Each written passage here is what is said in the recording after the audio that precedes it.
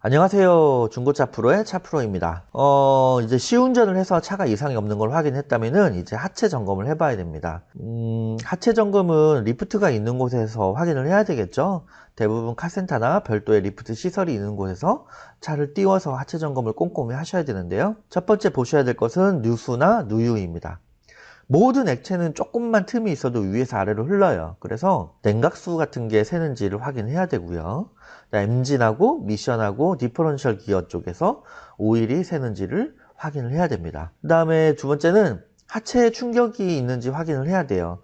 일단 앞범퍼 쪽이나 뒷범퍼 쪽에 사고 이력이 있다고 하면은 프론트 패널하고 리어 패널을 확인을 하셔야 되고요.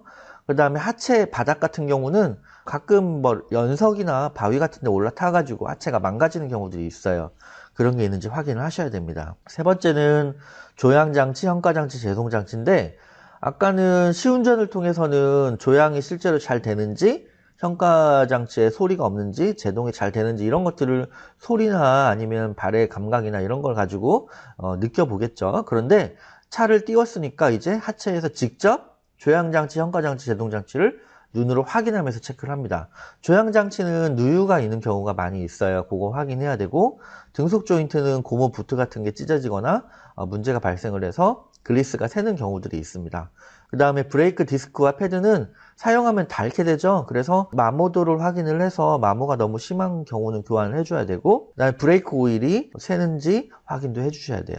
그다음 맨 마지막으로 하체 부식을 확인해야 되는데요. 사실 문짝이나 뭐 어디 다른 데가 고장이 나거나 아니면은 부식이 왔으면은 교환을 하면 돼요. 그런데 하체 프레임에 부식이 심하다고 하면은 이거는 답이 없어요. 그걸 뭐 수리하기는 좀 애매하죠. 그래서 폐차를 시켜야 되는 경우가 많거든요.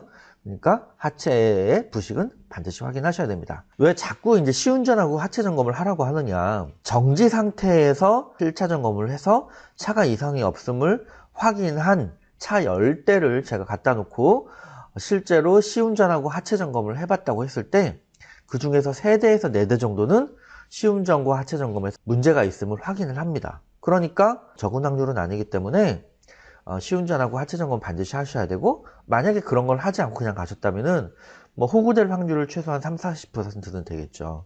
그래서 유의하셔야 됩니다.